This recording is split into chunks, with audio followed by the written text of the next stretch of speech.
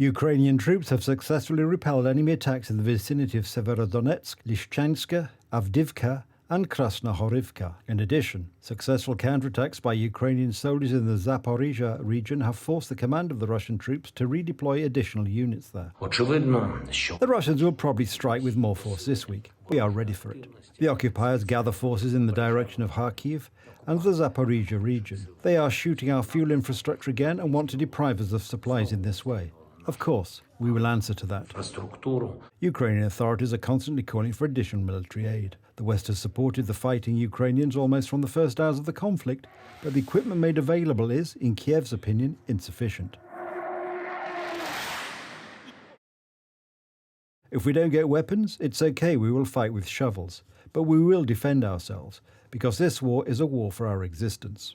Yesterday morning, the residential area of Donetsk was under heavy fire. The bombing is aimed at pushing Ukrainian troops out of their positions. We didn't open the shop today. You couldn't go outside from 8 in the morning. They were shooting the entire time. The appalling noise was indescribable.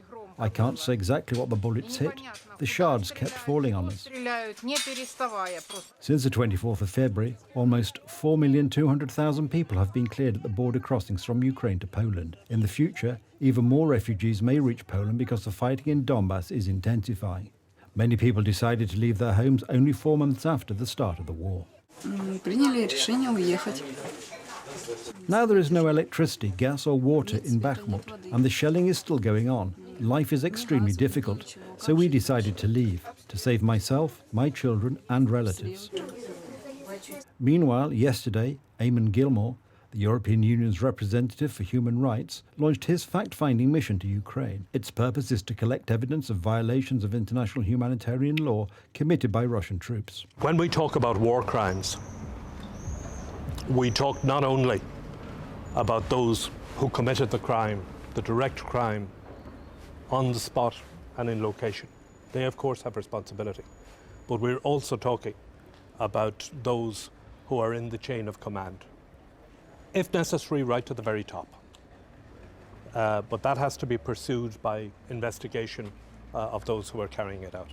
For many Ukrainian families, the foreign holidays planned for the turn of February and March have become over 100 days of wandering. The outbreak of an armed conflict in their country made their planned return impossible. For Ukrainians in this difficult situation, the Egyptian authorities provided free hotel accommodation. We did not know what could happen next, where we would go. After all, there were no return flights. It turned out we could stay at the hotel, but I'm still wondering where I'll be staying later.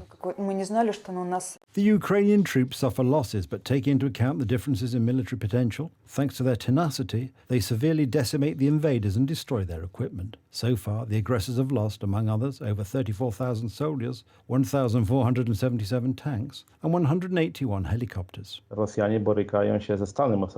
Russians are struggling with personnel.